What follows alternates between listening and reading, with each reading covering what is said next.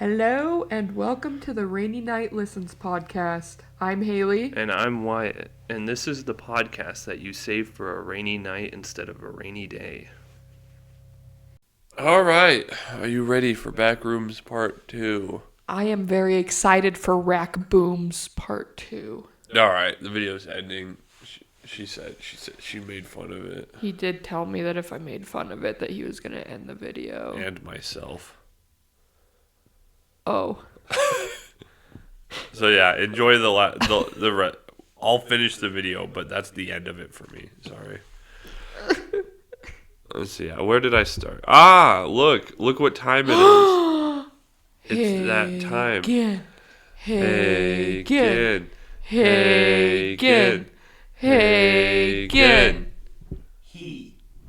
He.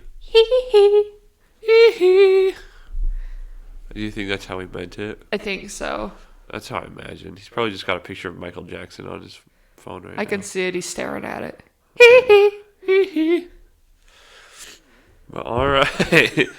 I had some points to make before I started. Since my last episode, I have returned to the wiki where I was getting the information from, and they have updated it, and it has changed quite a bit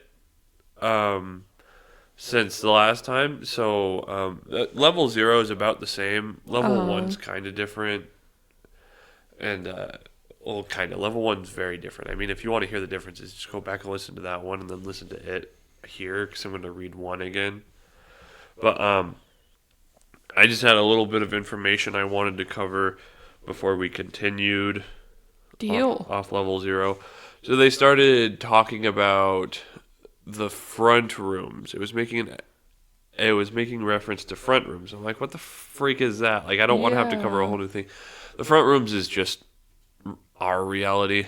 So if I say the front rooms, it just means where we're from. The normal world. Oh, okay. The back rooms is where you fall, no clip out of reality, and you end up there. Gotcha. The front rooms is just here. Normal world. Okay. Limina theory is the propagation that the backrooms are a prison created by unnatural forces, as if it were an Abrahamic interpretation of hell or a purgatory of some sort.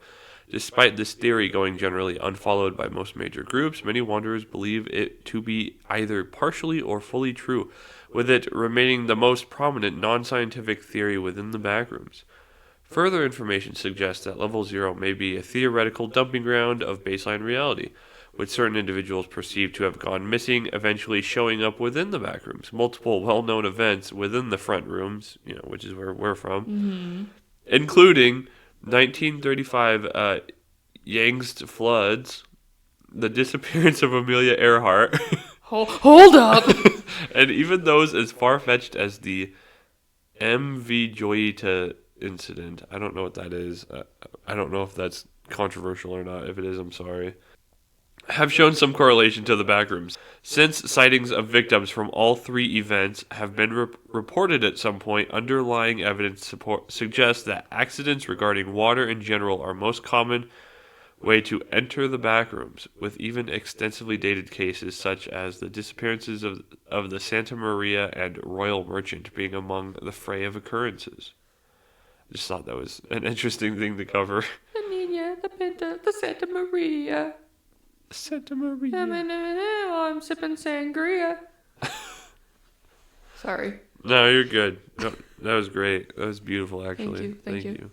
Now, we go back to, I lied. I said I'm going to cover a little bit, then continue, and I said I lied. I'm reading most of level 1 again. Notice how it's different from last episode. If you weren't there, go listen to that, and then listen to this. Threat index, class 1. It's safe. It's classified as safe, stable, with a minimal entity count, which last episode, I think it was considered dangerous, wasn't it? It's been a while. Yeah.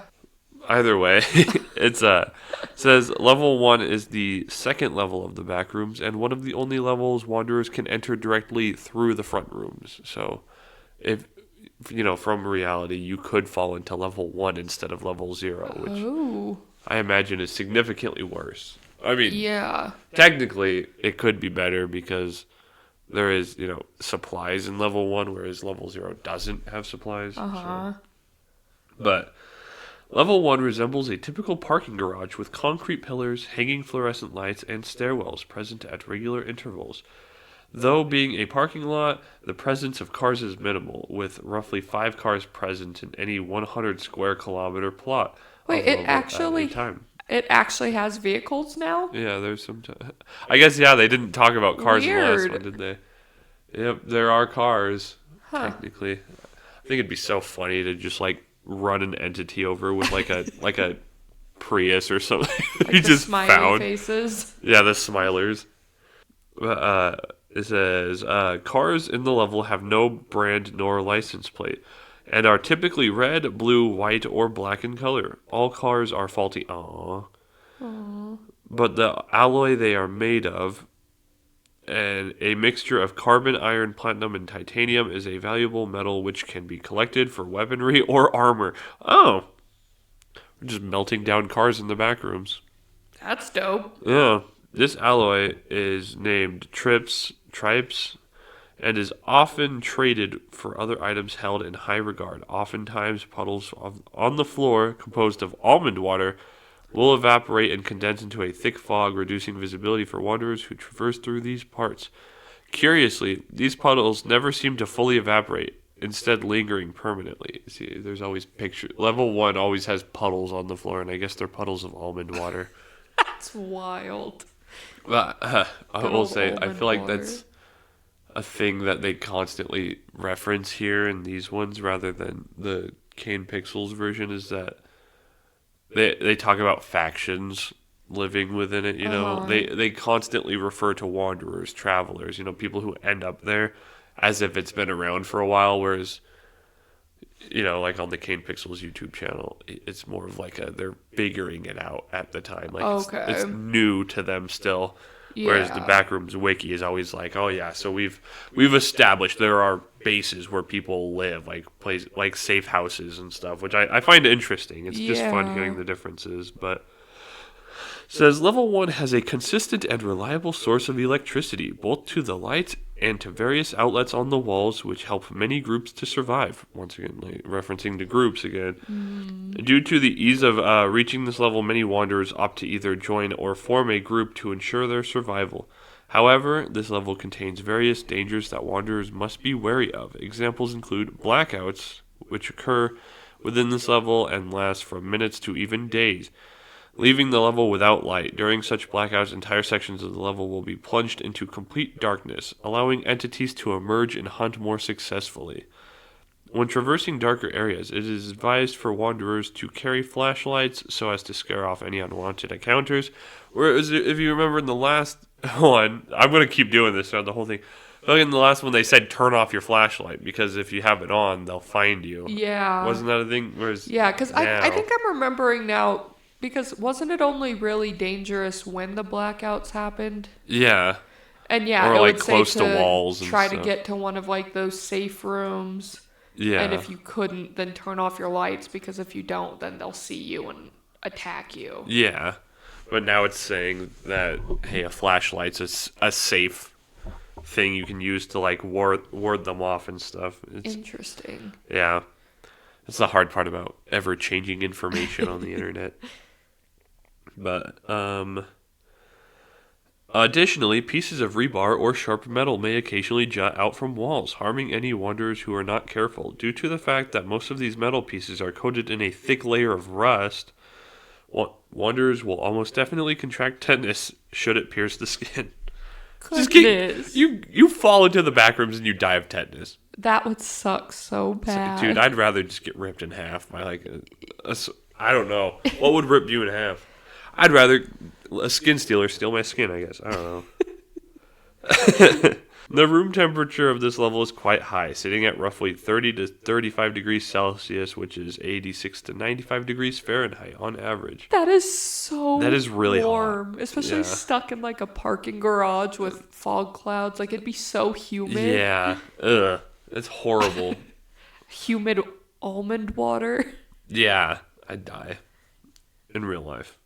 Everything just faintly smells of nuts. Yeah. However, it has been noted to drop down significantly within the foggy areas. Does that makes like I don't know. Okay. This level is roughly the same size as level 0 and possesses non-Euclidean properties which make traversing difficult at times. Occasionally, crates filled with supplies such as almond water, canned food, and weapons can be found scattered around, spawning and disappearing at irregular intervals. So it said that the temperature drops whenever you enter the foggy areas. Yeah. So it almost behaves as though it's outdoors because whenever you're outside, whenever it's foggy, the fog almost makes it cooler. Cool. Yeah. Because it blocks more of the light. Yeah, that's a good point. That's weird. Yeah. Yeah. That was fun reading about the Backrooms because Yeah. it just makes no sense. Like, imagining it is fun, you know? Yeah. But not at the same time. Interesting. The crates spawning and disappearing at irregular intervals, which can aid wanderers in their journey. However, there is a chance that these crates can simply be filled with liquid pain, though Excuse me? though the reason for this is unknown. Will you explain to me what liquid pain is? I think it explained it as like a... Here, I'll open it up in a new tab. I think it says it's like... It's liquid ouchie ouch. Volatile acidic, used for a variety of applications. Liquid pain, designated Object 12, is a viscous substance found in most levels of the Backrooms. It is prominently known for its corrosive properties capable of altering the chemical composition of various materials and objects. It has a striking red hue and emits toxic crimson fumes. Samples of liquid pain are often found in nondescript containers falsely labeled as other objects or substances. Further testing has determined that liquid pain has a pH of around 1 to 2, giving it properties similar to hydrochloric acid. Goodness. It is able to dissolve soft substances such as flesh, styrofoam, and paper. Due to this, liquid paint is often stored in metallic or otherwise thick containers. Despite this, it is still able to corrode most materials with ease, save for most steels, Kevlar, and various metals. When extensively exposed to air, commonly around 3 to 4 days, it will harden and turn to a resin-like substance. The substance does not pose immediate danger, yet has the chance to spontaneously combust, rupture, or otherwise explode. Oh no! Oh no! Due to this property, wanderers have weaponized hardened liquid paint in the form of bullets, arrow tips, and other rudimentary projectiles. Upon making contact with a number of substances, liquid paint has the possibility to create new materials through chemical reactions. The components and their resulting compounds are listed below. Liquid dread, a mix between almond water and liquid paint, has detrimental psychological effects on wanderers. Do you want me to read all of these? There's like 3 more or 4 more. Sure. So there's liquid pain is like the least toxic then, or is it the most? I think liquid paint's going to be the worst. Okay. I remember there's a Backrooms game I played with my friends. I think it was just Escape the Backrooms. I remember I had liquid pain. I had found like a bottle of it. I was just drinking it, and my character just died instantly. It was funny because in that game, when you die, you don't just die. Your character like explodes, like his arms and legs shoot off, and he dies. So it was like just be hanging out with your friends, and one of them just explodes. Sorry, what? Like, excuse me? It's pretty funny. It makes for some funny times. Yeah, I'm sure. Dolor metallum, formal term given to the mixture of liquid paint and titanium, has the same volatile effects as hardened liquid paint and is used to manufacture shields and bullets. Stronger than most metals, albeit easily combustible. Imagine having a shield that's just highly flammable. I feel like that kind of defeats the purpose. You get shot at and it sparks Yeah. and suddenly you explode. Yeah, your arm's like, holding this thing. I imagine like a riot shield, and you're blocking bullets, and it just grazes it, and your whole arm's gone. Yeah. Okay, great. Like, oh, this is good for me. It's just really great. Yay. This is fine. Thank you, scientist man, who gave me the Dolor metallum shield. Fire salt. Mixing liquid paint and salt will produce fire salt, which is red-orange in color and highly flammable. Yep. That's all. Interesting. Corruptivoid. Much like the former reactions, mixing corruptionite with liquid pain will result in corruptive. I'm not reading corruptionite. I don't know what it is. Nuclear infection. Mixing uranium or plutonium with liquid pain will create nuclear infection, a highly toxic volatile substance. I hate whenever there's nuclear infection. Me too. This keeps going. Should I keep reading? Like it says symptoms and effects. We've got uses. I think we're good. All right. I feel like we got a good overview of the random loose acids that you can find. That you can just create. I hate whenever I just leave my box of hydrochloric acid out for people to grab. Yeah, and they turn it into shields. Yeah. Alright, well, we're back to level 1 now. Let's see. Lastly, there are several special areas within level 1 which are considered different enough in appearance and properties to warrant specialized sections. We've got the maintenance halls. I think this was in the last one as well. Remember that was like where they tell you to kind of run to when the lights go out in the main area. Yeah. Maintenance halls can be accessed by a jet black metallic door within the main section of level 1.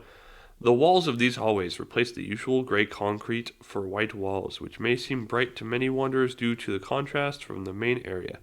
Typically, objects such as plywood, toolboxes, and even whole tables can be found littering the floor. Fewer entities tend to reside in these halls compared to the main area. The halls also contain items such as exposed wiring, faulty pipes leaking, almond water, and power boxes.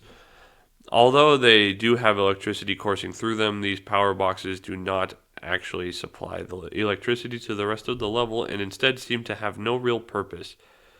Due to environmental dangers, it is recommended to shelter in any of these halls for an extended period of time. Wait, it is not recommended. Sorry, don't listen to me. It's not recommended to shelter in these halls for any extended period of time. However, wanderers may want to stay here briefly in the event of a blackout, as the power supplied to these hallways are unaffected by blackouts. So yeah, about the same as last time. But yeah. We've got an area that I believe is new. The luxury lots. Ooh. I don't have a picture of it, so imagine that, but like nicer with no puddles. That's pretty nice. Yeah. I would go so far as to say luxurious. Luxurious is a lot. A large empty space is often filled with dense fog spanned for miles, taking up a sizable section of level 1. Pipes, electrical outlets, and electrical boxes are all quite common to come across when traversing these luxury lots. It is to be noted that most of these either lack any electricity or are incredibly faulty. One should always be wary of that when operating such devices. However, even in the cases where they are powered by electricity, the exact source on which these devices run remains unknown, albeit it is presumed that it manages to generate its own power through alien ways. When electricity does course through these outlets and boxes, however, the voltage is extremely high. They worded that kind of weird. Yeah. Right, the sentence starts with when. When electricity does course through these outlets and boxes, however, the voltage is extremely high, reaching output readings of up to a gigawatt. How these devices handle such amounts of power is unknown. These luxury lots are inherently empty and can be accessed by simply ascending stairs found behind various doors within level 1.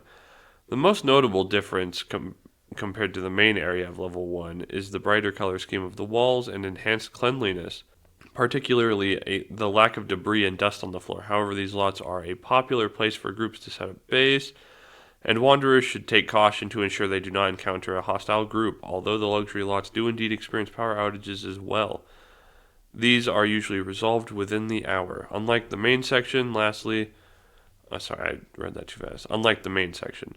Lastly, these luxury lots have the potential to be the nest of various entities, hence wanderers must be conscious when exploring these areas. However, the main advantage to exploring these areas is the increased frequency of supply crates with useful items and the lack of entities compared to the main section. I feel like that kind of went back on itself a lot. Yeah. Like, hey, this is safer, but entities make nests up there. But it's safer. But be wary of the entities. Yeah. So I I feel guess like the majority of the time they're safer, unless you just happen to find one where it's really it's bad. not safer. Yeah. And in that case, it really is not safer. Yeah.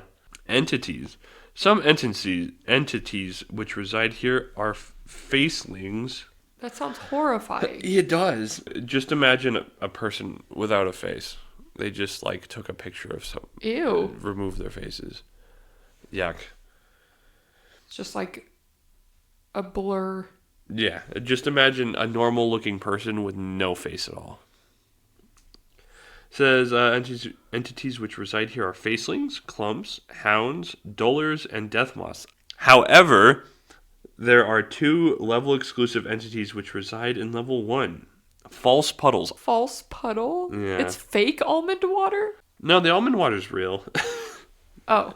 I'll explain it and then the pictures. It's like a mirage.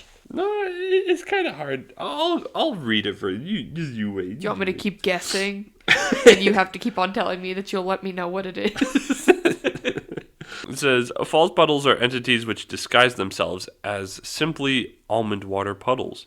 However, beneath the surface is a deep pit filled with sharp teeth. These entities are unable to move and instead depend on unaware wanderers to fall into their trap. They have no true body and are essentially big mouths filled with teeth and almond water. False puddles are typically 150 to 360 centimeters deep. Although they are hard to find, there are ways to eliminate them once found. You ready for this? One way is to pour liquid paint into the puddle, which will cause corrosion and they will close their mouths. Another way is to throw items such as sharp metal pieces into their mouths to trick them into snapping shut, and the metal may pierce their mouth lining and subsequently bleed them to death. However, finding such puddles is already a challenge in itself, considering how many regular puddles are present within level 1, requiring a lot of supplies to truly ensure a single area is safe. That's what I was going to say. How do you even tell that it's a false one versus a real one? Yeah. Oh. You do. Perfect. You just do it. If you can do the just thing. tell because of the way it is. If you just do the thing. And you do it right. And you don't F it up. It'll work. It works. It just works. It just works. I do have a picture of those guys, though, but you'll see other pictures, too. Look at them. I like that the picture they used was just someone drew a picture of one. Right there. Yeah. Ignore the other pictures. You don't get to look at those yet. Oh. Yeah, no, not for you. Rude. Yet. Paintings. Poorly drawn paintings and other drawings occasionally line the walls of these warehouses, most commonly found in the long yet empty maintenance halls, sometimes having elegant canvas frames, other times being coarse pieces of paper, hung on the wall with string and rough nails hammered into the brick. They can not only be found on walls, but rarely on the floor and on the ceiling, frequently possessing ladders or ropes for accessibility in the latter case. These paintings and drawings are to be avoided when possible, as in actuality, most of these supposed paintings are living entities. This doesn't apply in all cases, but every drawing where organisms are shown should be avoided if possible, as those are most likely to pose a threat to one's own safety. These beings could possibly reach out of their respective illustrations and clutch any nearby wanderer, dragging them into the painting. So yeah, that's fun. That's a nightmare. Yeah, imagine you're in the back rooms. You're already screwed. Yeah. And then there's just paintings that can kidnap Let's you. just get drug into a painting now too. So the one sense of normal, you see a painting and you're just admiring it, trying to talk yourself into continuing, and then it just yoinks you into the painting and you die anyways. Perfect. Pretty great.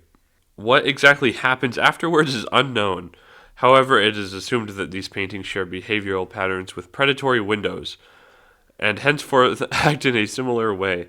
There's also a possibility of said wanderer being represented in the drawing itself, as several of them show humanoids in distress who, however, seem to be entirely unresponsive, unlike the typical predatory versions. While this isn't necessarily always the case, in most cases, these drawings pose a great threat to wanderers who are unfamiliar with this unfamiliar environment, especially when in a rush or in darker areas where one may not anticipate an attack. The paintings and drawings vary in the pictorial context.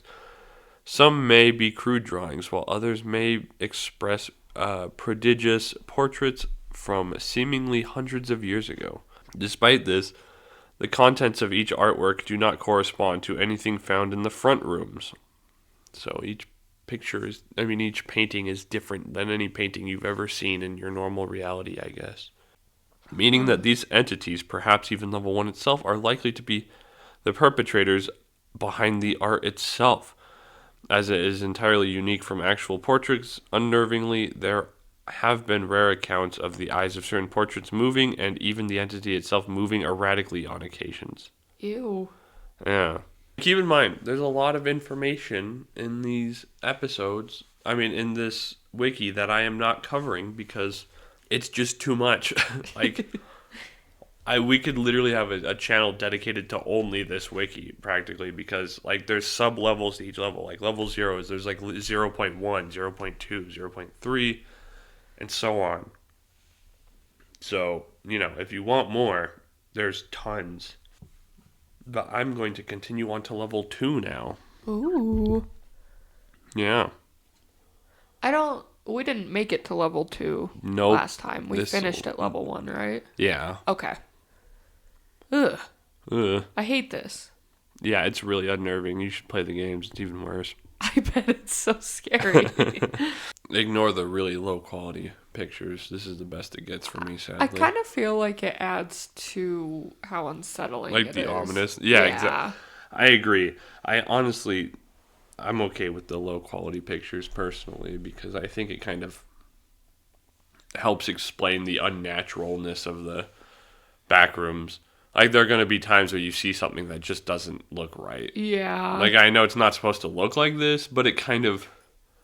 They talk about in times where there's times where it's like in level 0, where it's the yellow halls forever, you'll see a spot of wall or a spot of floor that's just darker. It's casting a shadow even though it's in broad light. It just doesn't make sense. So yeah. I always find that kind of fun.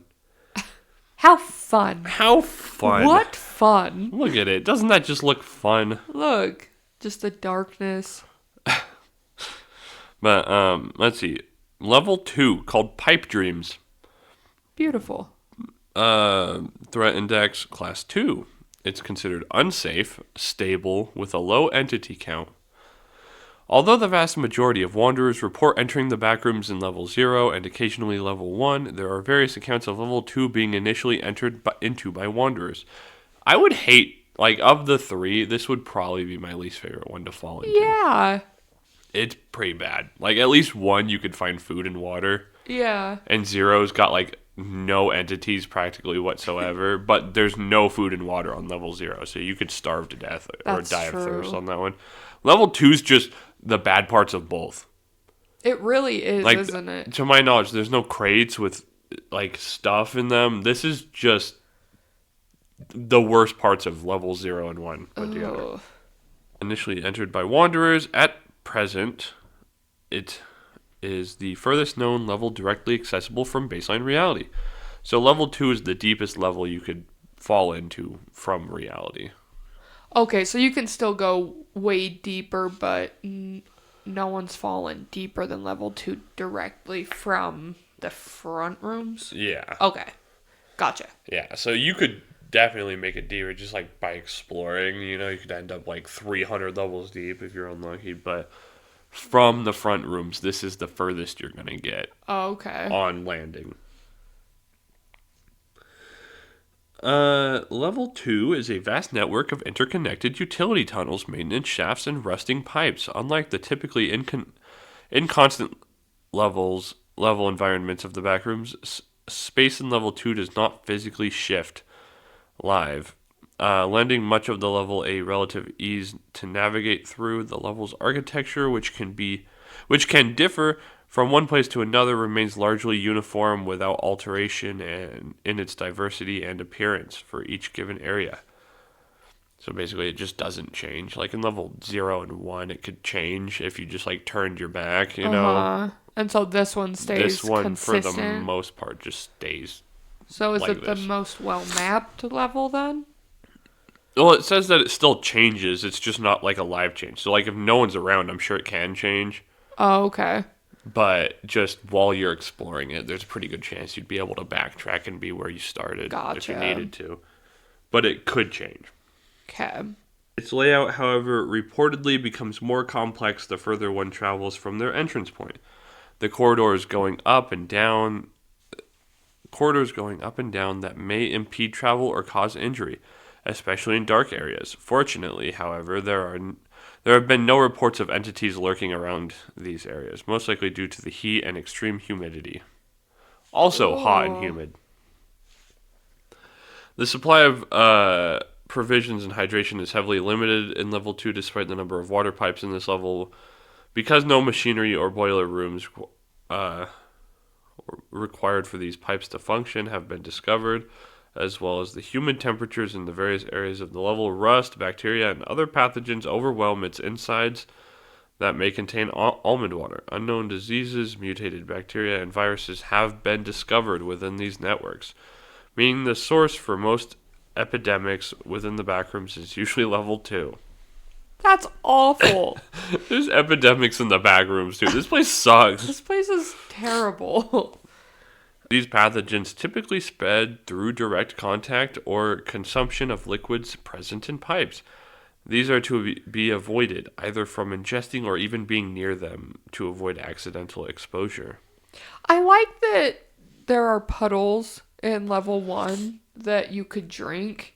Yeah. Just puddles on the ground. But then the water that's housed in the pipes is where you'll get all of the bacteria and viruses from. These pipes could be flowing through the pipes, because flowing water is supposed to be healthier than stale water, but floor puddles of level 1 are safer to drink than these pipes. Make sure you drink the floor puddles. You will people. catch a highly contagious thing from these pipes. Yeah.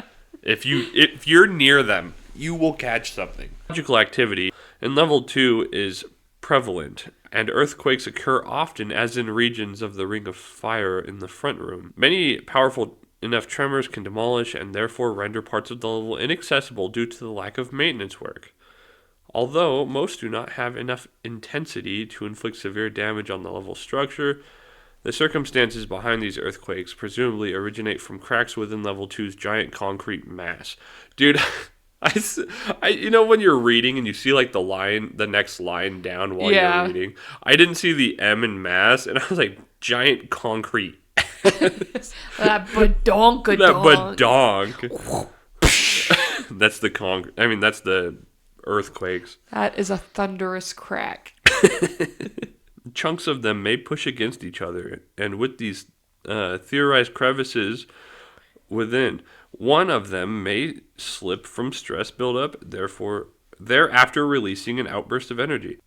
The level's temperature differs depending on where one is at, and escaping extreme areas often ends unfruitful. Those concentrated with steam pipes can rise up to 60 to 100 degrees Celsius, and areas where air vents are prevalent have colder temperatures. Snow may also form in certain months, but it is not known how it can enter in the first place. Exiting the level through this method is not advised, as it is rare to find a system big enough to crawl through for hours.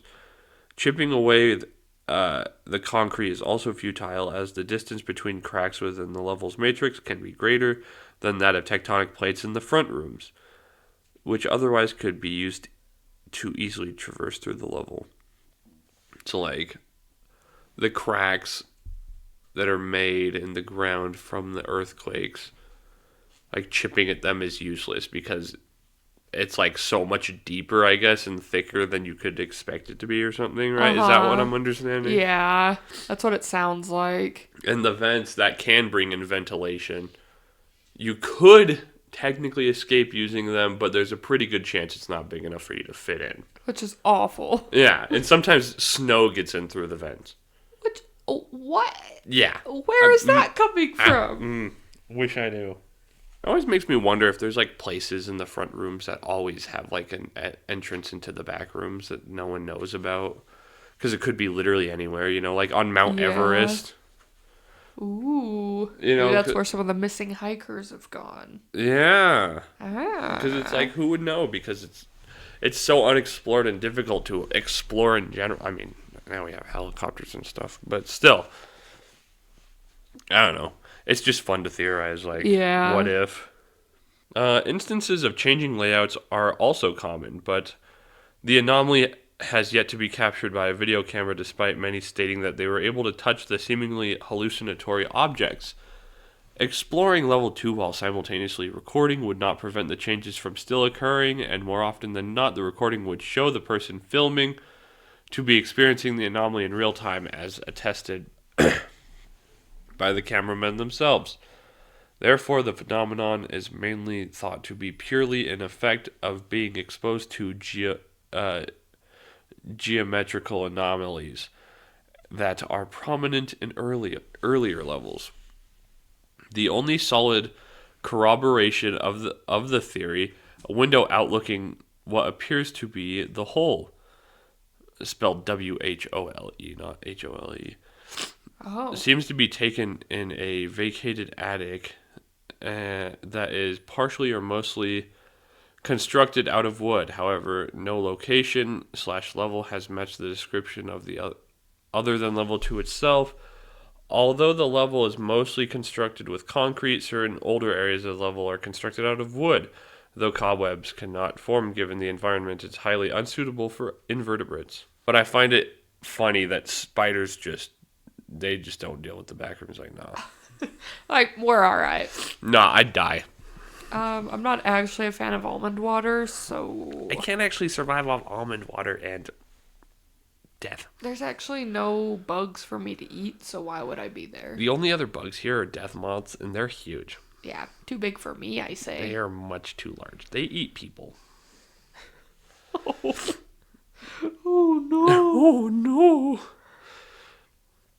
While there are at times signs of human activity, encounters with outside parties of wanderers as of currently have never been confirmed. Additionally, communication devices such as radios and walkie-talkies are they completely malfunction on the level. The circumstances are unknown, as the linear space in level 2 does not alter drastically, nor even a slight bit, unlike level 0. The possibly infinite concrete space of level 2 is theorized to be the perpetrator. There are no doors that can be found, and recollections of similar fixtures such as windows, trapdoors, and scuttle doors are mostly identified as causes of paramnesia. Exits are instead found in the level's few crawl spaces, sometimes crowded by extensive and inoperable amassments of wire due to possible punctures that cause them to flood into the claustrophobic stretch. Moreover, these wires do still hold electrical charge and often result in serious injury. Although still speculative, there is a possibility that level 2 contains an anomaly that directly influences wanderers in the level. Recent level 2 entrants have been tested to use up more energy than the average person, as well as producing unnatural amounts of adrenaline when the body is active, like running. Furthermore, most who enter level 2 also report being more energetic upon arrival, but more exhausted as they exit. Entities or subjects, which means humans/animals, born in the backrooms are not affected. However, it seems only Earthlings experience the anomalous spasm. Escaping from entities, while made easier, can increase risks of dying from exhaustion or further entity attacks in the long run. So, when you get there, it's like your body's producing more adrenaline than it should be. Yeah. So you're much more active.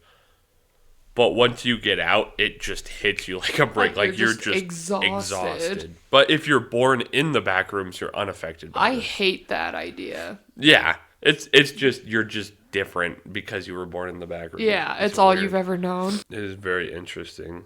While mild compared to other levels of the backrooms, level 2's position as the starter location for many leaves much vulnerability. As most entrants are not accustomed to the presence of entities, hotspots for entity activity have only been hardly mapped, and even finding one in the first place is made impossible by the level's significant size. Yeah, it's talked about like always being infinite, right? So it's like Yeah. this one they make it sound like it's more finite than it is infinite. Yeah, that's kind of what it sounded like. But from what I've always heard is that it just never ends. But I guess maybe. I guess it would make sense that each of the levels are different too, though. Yeah, I guess that's fair. Entities within level 2. That being clumps, hounds, smilers, and skin stealers. Yeah, don't worry about that last one.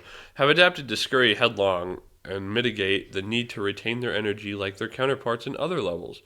Uniquely for windows, however, rather than showing a void behind them, a hollowed out section of level seems to lie behind the glass. The shadowy figures that appear behind them look to have more physical form rather than being confined to the second dimension. Recognize that the reach of their contorted arms is more extended, possibly because of the level's layout. That was a mouthful. So basically, I talked about like predatory windows, I think. Uh-huh. That's what that is too, they're predatory windows.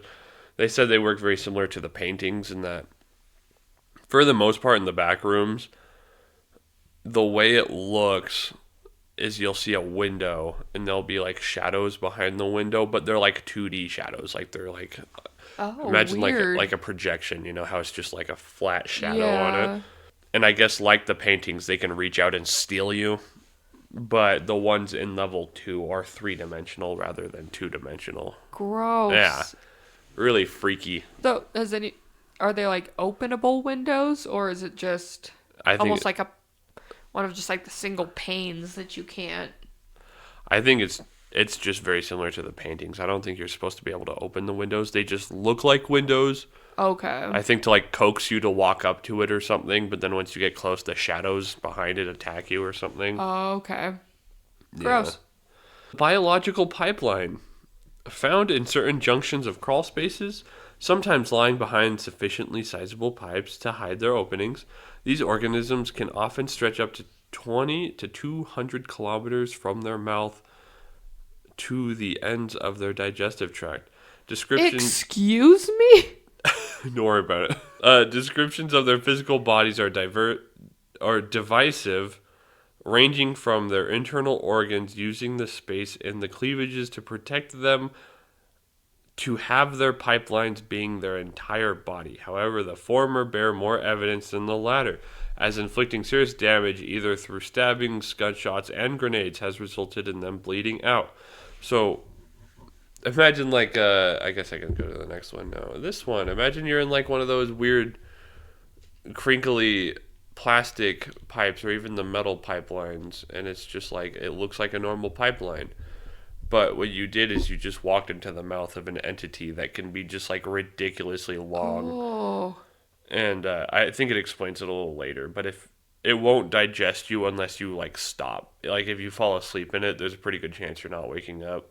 That makes sense. But if you just keep walking, they'll leave you alone.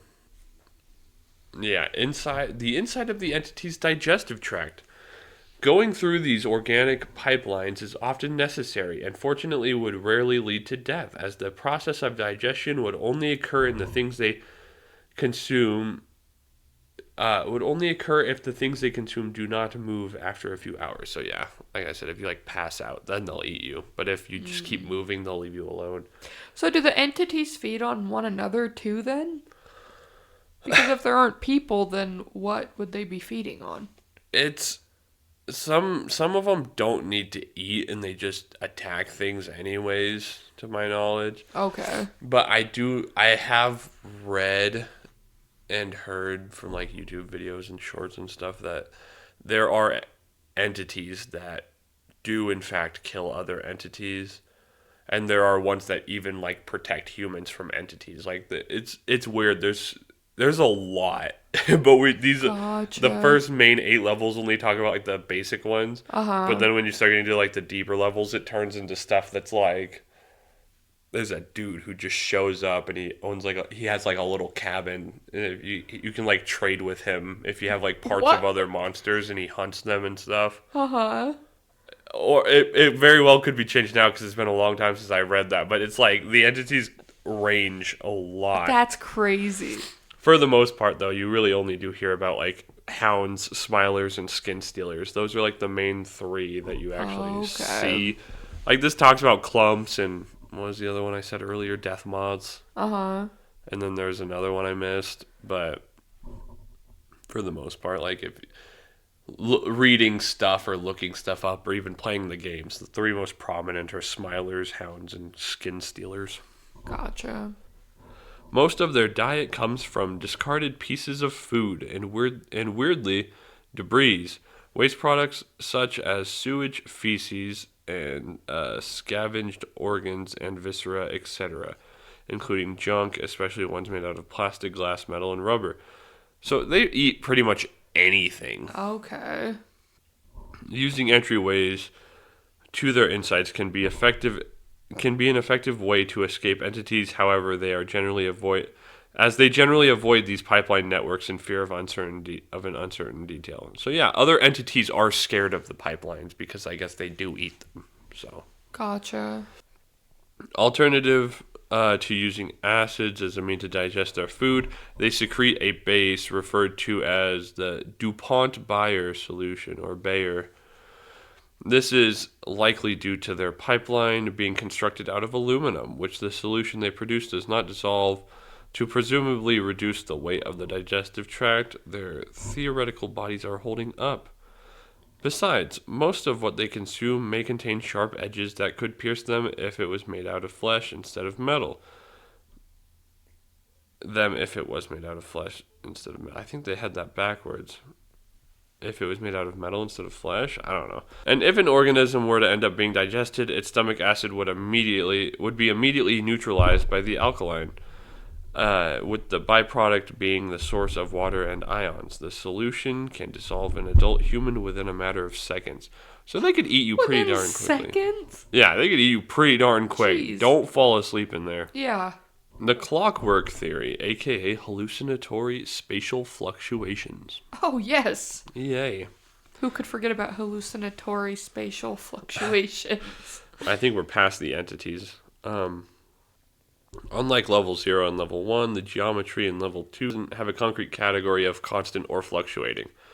Most seasoned explorers believe that despite being one of the 3 foundational levels, the total size of level 2's accessible areas, which excludes the outer regions of the level as it is contemporarily assumed to be an expanse of pipeline networks lying in a void-like space, can theoretically be calculated if enough manpower and more developed technology are available. This has never been attempted, however, it remains a theorem with conflicting accounts on the subject. The first report of such occurrences has been lost in time, perhaps appearing since human documentation reached the backrooms. Individuals who experience this anomaly/hallucination are typically novices and intermediate travelers, with the reason being still under speculation, ranging from the presence of furniture or areas that are officially known to be absent from level 2, to the level's layout drastically shifting more frequently than that of level 0.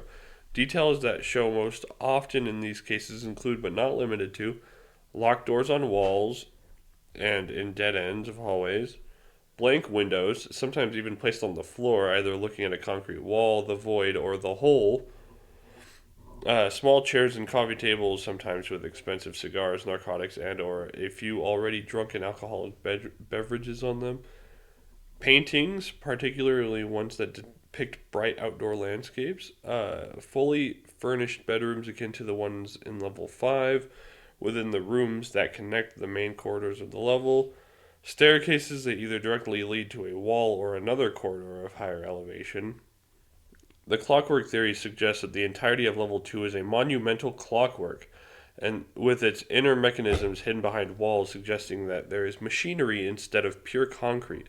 Moving parts are the furniture and small parts, or which are the furniture and small parts of the level, rotate instantaneously and subtly to disorient wanderers.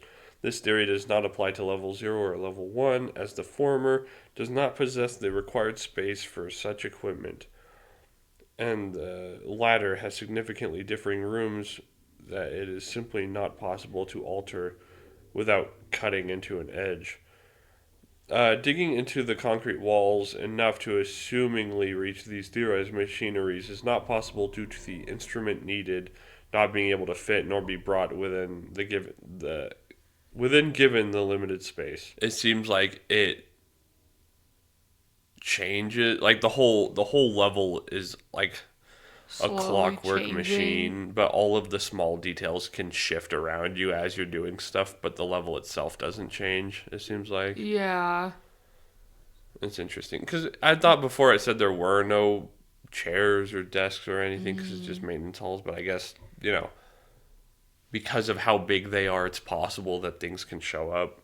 So, That makes sense. yeah, interesting. Yeah.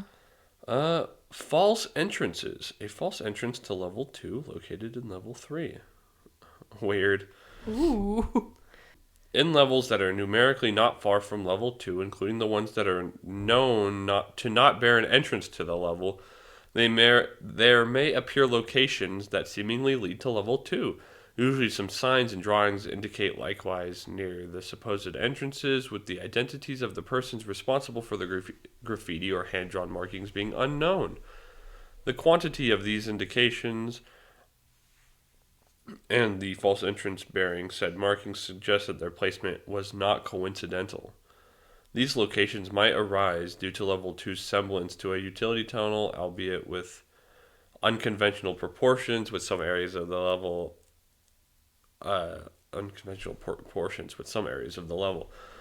As most levels appear to occur within commercial buildings, institutions, and industrial plants, where utility tunnels are often present, part of their edifice may look similar to level 2. Distinguishing the legitimate ones with these anomalies is done by turning in the direction one has entered immediately after passing through the entrance. Suppose the passageway does not disappear, replaced by an obstacle such as a wall, or revealing a whole different section that would otherwise be behind one upon entering. In that case, it means that it is a false entrance. Oh yeah, so if you walk from one level into another, you can't turn around and get back into the previous level. It's like once you pass through, you're in that new level now until you find an exit. So they're saying that there's fake entrances to level 2 all over the place, like literally marked level 2 entrance, and they can't figure out if it's a human or if it's a weird thing doing it. That's weird. And the way to tell if it's a real entrance or a fake entrance is when you walk in, if you turn around, if you can get back into the previous level, that means that it's not a real level 2 entrance. Oh, that makes sense. Yeah. However, there are a few cases in which the entryway is a door, where one may be trapped inside the corridor that is still located within their location due to it being automatically locked after it is closed. It's like auto-locking doors. People will walk through, but then they lock themselves in. That sucks. Dude, that's terrifying. In levels with entity presence, it is especially advised against entering these masquerades, as one may be liquidated by the entity within the corridor without an adequate weapon. I hate being liquidated. It's my least favorite thing to be liquidated, Dude, personally. nothing is worse than whenever you're already having a bad day. Yeah, and then you get liquidated. And then, lo and behold, liquidation time. Yeah, like, okay, just what I need. Great. Just the cherry on the cake. Yeah. These areas are relatively small and only consist of one corridor of approximately 20 meters on average. And then it starts talking about colonies, which I don't really care much for. Entrances. Level 2 is the final level one could access by no clipping out of normal reality. No clipping out of and or entering the maintenance areas of certain levels may lead to level 2. So, like, if you're in an equivalent to level 2, like you work in like a factory and you're in the maintenance, You could just shafts, suddenly you could just show up. fall into 2. That's awful. That would suck. You like walk down into it and you get that strange feeling that something's not right, and you just keep walking and it just never ends. Yeah, you're like, no, I know that the exit should be right here. Yeah, I've been here before. And then you're like, wait, am I inside one of the pipes right now? Is this pipe digesting me? Oh crap, am I being liquidated? Gosh dang it, am I being Not liquidated again? again. I only have a couple seconds. Dead. Just like that too. Yeah. Bleh. Bleh. Another entrance is a variety of factors causes level 1 to fade into level 2, in addition to ordinary doors and stairwells which could grant one access to level 2. Entering vents that are sometimes found in level 8 leads here. Removing a manhole cover in level 11 and descending downwards. No clipping into the pipes in the corridors of level 17. Bunkers in level 41 may lead here. That's crazy. It keeps going. You ready? The green door located in level 111 has a chance of transporting one here, including a myriad of other levels. Exiting through the lobby of level 138, though it may lead to other levels as well. You live on level 139, and you're like, oh, I just finished a long day at work. You walk through the wrong door, and you're like, gosh, dang it. I'm in 2 again! No! If I get liquidated, I'm going to lose my shit. That's it. That's the last thing I need. Let's see. Entering a door in level 139 has a chance of leading to level 2. That's hilarious. Fire exit doors in level 154 lead to level 2. No clipping through a painting with a setting that resembles level 2 in level 264. Love that. Love that for them. Exit. Executing certain tasks and entering parts of the level may lead to its sublevels, which we don't cover here. If you want them to be covered, ask. If I see a comment that actually says cover the sublevels, I'll do it, but I know no one will. I'm gonna do it. You don't count. It's our own. Family doesn't count. It's our own account. Yeah, do the sublevels. Okay, if I have to. Fire exits could lead one back to level 1 or forward to either level 3 or level 477. Oh, is that all? Is that all? Entering a golden door marked with the symbol, it's like a circle with a line through it, top to bottom. Okay. Will lead one to level 5. P-H-I. I don't even know, man. I thought they only had numbers, so... Certain hallways of level 2 possess a chance of leading to level 4 or level 27. Coming across a sewer tunnel leads to level 34. The gradual increase of neon lighting signifies an exit to level 699 is near. Yep. Ah. Yep. That's about all I've got on reading the levels today. My throat is giving out because I'm sick. Entities, finally. And I, realized earlier that I missed, 3 of them, and I'm angry about it. You got hounds. Some people... Ew. I remember reading, a long time ago, that some people believe that people turn into the hounds if they go crazy in the back rooms. It was, a theory that... Because, this hound has, a crazy skull head, but in most of the game... Well, in the Escape the Backrooms game, they lean into the other theory that... the hounds look like people that have, developed, a dog anatomy, and they run on all fours, but they still have, a human head. Gross. Yeah, they're nasty. I know that this doesn't have to do with this, but it just reminded me, and Hagen and I are playing Divinity 2. Uh-huh. And in part of it, they have what they're called mechanized monks. Or weaponized. Are they weaponized or mechanized? Yeah, mechanized monks. And they've taken, the monks and have them down on all fours. And, the armor that's over them makes them look like a dog. And you can see, if you, zoom in on them, you can see where it's, connected into them. And, their faces are, these, giant, jaws now. They're so gross, but that's just what that reminded me of.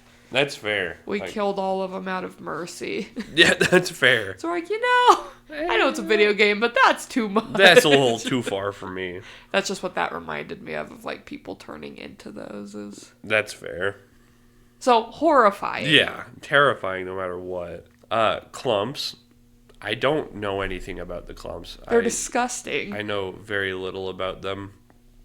And then you've got predatory windows. Wait, on the clumps, is that a mouth? Where? Kind of towards the bottom of it.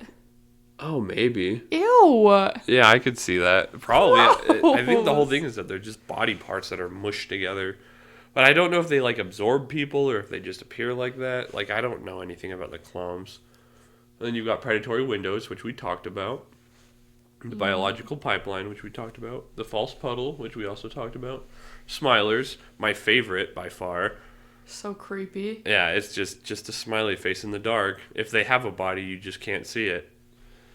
Even if there was a smiler in the light, you still couldn't see its body because it's just intangible to humans. Oh. And I love that.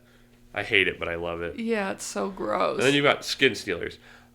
The picture on the left, I believe, is like the most commonly referred to picture of skin stealers. Uh-huh. But in the Backrooms games, the picture on the right isn't the exact same one from like the game I played, but it's a very similar concept. They just like are humanoid, but they're really gross and fleshy looking, and their mouth like kind of extends down their neck into their Gross. chest, and it's vertical, not horizontal mouth.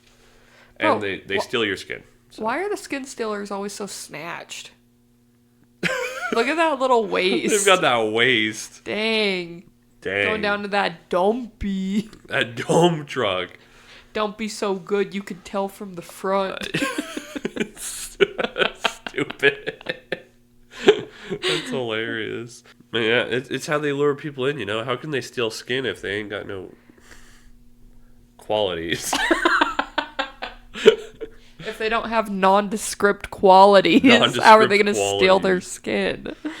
Obvi. So yeah, the picture on the right, I believe, is from one of the games. And the picture on the left is like the most used skin stealer picture. Ugh.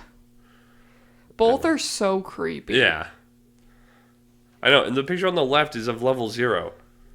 But there's no entities on level 0. So why is the most used picture of a skin stealer on level 0? Explain. And the picture of the right. That one's also on level 0.